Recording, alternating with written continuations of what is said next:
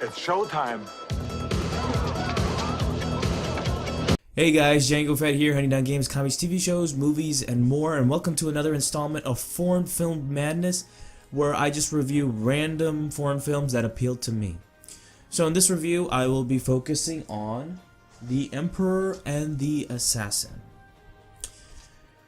So this is a fairly old movie. This actually came out in 1999 and coming out on DVD in 2000.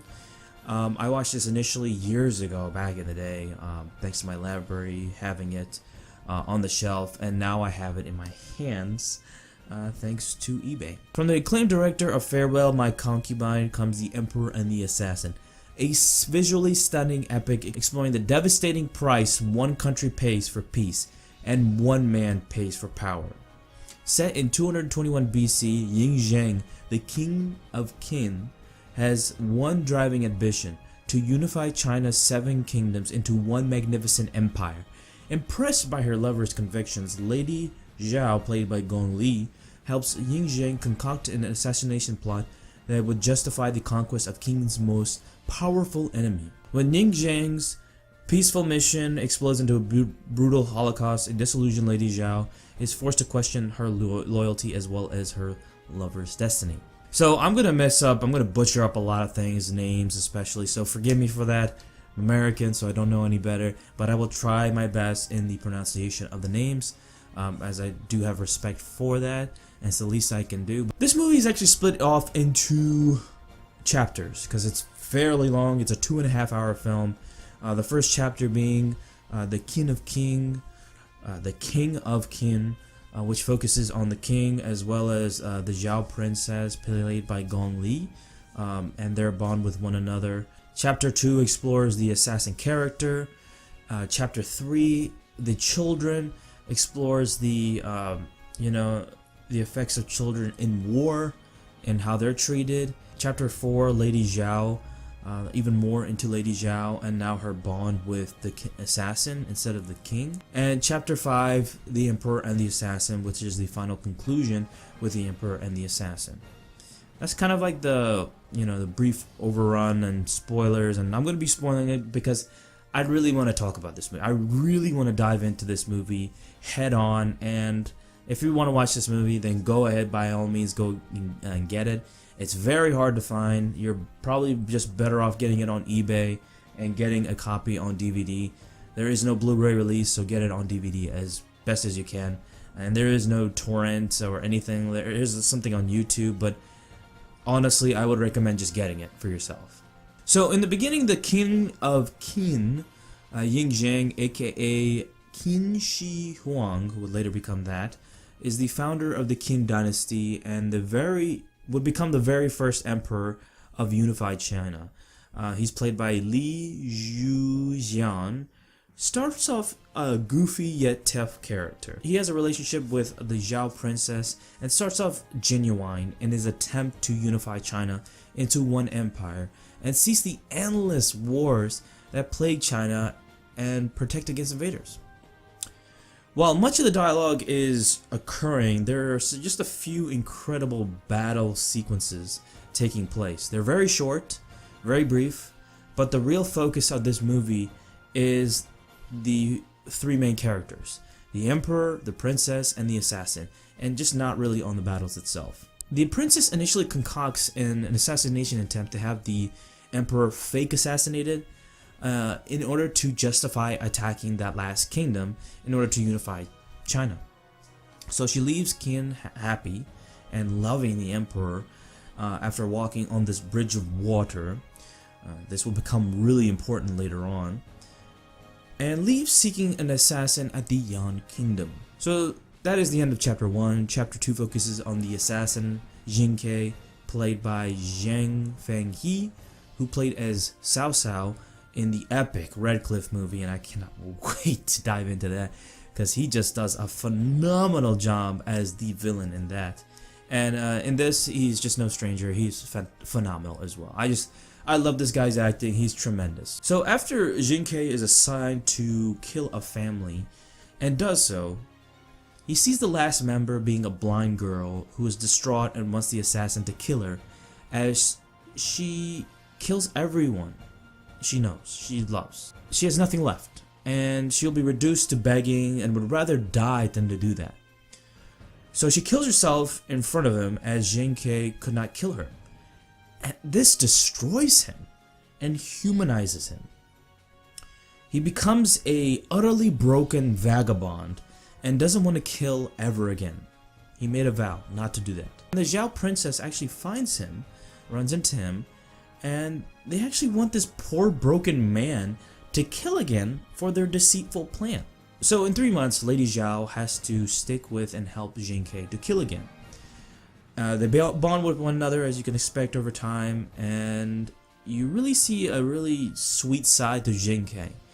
You don't really see it outright, but you do see it internally and what he's capable from that point on, and what he is capable to do to the future. Like he could be so much more, but instead driven to this assassin life. And as this is going on, as a side note, this king's uncle is attempting a coup for the throne and fails miserably. And the young sons that he has, they're like, I don't even remember the ages, get killed by the order of the king. The uncle was with his mother, and she is destroyed. And she wants nothing to do with him after that point. And you now see the king turn into this, slowly into this mindless evil tyrant. And it just only gets worse from here. On a side note, there is a plot hole. The Prince of Yan, who is freed from king's custody, is somehow a supreme leader when returning, despite his dad exchanging him as a captor, but no mention of his father ruling or dying or dead, nothing. So that was a major plot hole. He just all of a sudden became a ruler. Didn't like that. Now the turning point for Lady Zhao is when the king, I'm always gonna fuck that up, destroys Zhao. The lady returns to her home and sees it annihilated, and sees children, innocent children, buried alive. And now she sees the king's true colors and knows he needs to be assassinated for the greater good. And we have the assassin Jinke slowly now knowing he must assassinate the king in order to save Lady Zhao from Yan custody and for the greater good. But at the same time, he vowed not to kill ever again, and really doesn't care if he dies or not. He doesn't care at all. His life means nothing at this point after all the killings he's been doing. He has become this reformed man who now sees the good in humanity, and now he must throw it all away. It's a very conflicting thing within him, and you see that clearly. And in the final act, we have Jinke, who is disguised as a Yan envoy, presenting rewards and tries to assassinate the king, but fails as the king expected it. But his failure and the way it's done and the message he delivers to the king penetrates him almost like a spear right to the chest. So you're left thinking that it wasn't the king who won, but Jinke, who hurt Jinke's spirit tremendously and upheld his vow not to kill again. Then we find the princess returns to the king, but not for him, but for Jinke's body to be buried in Yan to be commemorated as a hero. And we're back on the bridge where this crazy plan was executed. And the king agrees to give the body and loves her. He wants her back. But she turns her back to him and leaves, and the king is left standing on the bridge alone. Mwah! A beautiful work of art in that scene alone. Truly the standout and best scene in the movie in my opinion. And it's the final scene. So, interesting information that I did not know of is that the king became the very first emperor, like I mentioned before, of unified China and ruled for only 15 years before he was overthrown by the monumental and very important Han dynasty, which the majority of China refers to themselves as the Han people, Han ethnic group. So this guy is known for having a grave with the terracotta soldiers guarding him. So he is that guy. So this movie, man, there's received well critically and won the technical prize at the 1999 Cannes Film Festival. And it should have won hell of a lot more, man, I'm telling you.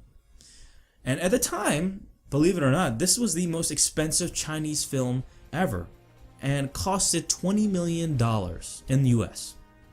$20 million. And now you have movies that are 100 to 200 million dollars, you know, these big superhero films, and this is like the budget of a small indie film in the US.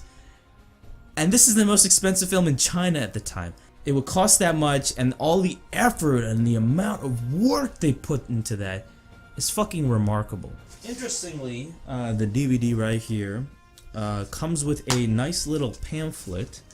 The pamphlet itself comes with some behind the scenes and background history into China itself, as well as the movie, which I've never seen that before. I think it's pretty cool. There's actually no behind the scenes in the movie itself. In the DVD, it's just some commentary. I'd love to listen to the commentary one day, but yeah, there's no behind the scenes, nothing really major into this. But yeah, I would love to hear what the creation of this film took. And yes, I mentioned this earlier, but I want to mention again, there's no Blu-ray release of this movie, which is a damn travesty. But still worth watching on DVD, let me tell you. But if it was on Blu-ray, everything enhanced, 1080p, HD, it would be glorious. Okay, you see everything clear, locations are awesome, the battles itself, it would be perfection, let me tell you. So I'll give my thoughts after I give the rating. So The Emperor and the Assassin gets a...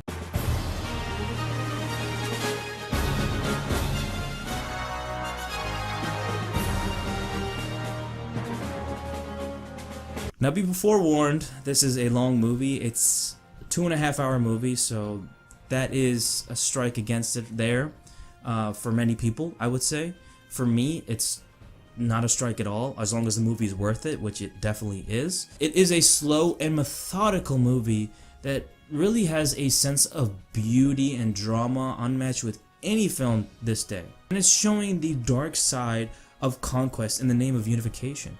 And even that is just still a bad thing, you know? It still costs people lives, destroys, kills lives. It's awful. And the movie's just near perfection, man. I thought the acting was great, the writing, and the all-around story just phenomenal. And you'd just be a fool. You'd be a fool, I'm just saying this right now, after seeing my review, not to watch this movie. I'm telling you right now, this movie is fucking great. I love this movie. It is a great, phenomenal, epic film. Really focuses on the, you know, the Emperor, the Assassin, and the Princess, three main characters, and not so much on the battles itself, but on the politics. But it's brilliant. But if you want a more action-oriented, you know, drama in that sense, epic, then go with Redcliffe. But this one is more of a slower-paced, you know, dialogue-heavy film. And I think it still fucking works. I think it's brilliant. So please, please go out and watch this movie. Torrent, you're gonna have a hard time. I know I had. eBay, you can find it DVDs, no problem. I think it's like $5 to $10. It's fucking worth it, man. Just go buy it, man. It's fucking worth it. So thank you guys so much for watching another episode of Foreign Film Madness. I'll definitely have more of these in the future for sure. I definitely want to do more Jet Li films. Those are going to be coming up pretty soon. So please be sure to like this video, comment down below, and subscribe to my channel, Django Fett, and I'll see you, my fellow Mandalorian brothers and sisters, next time. Ooh, yeah!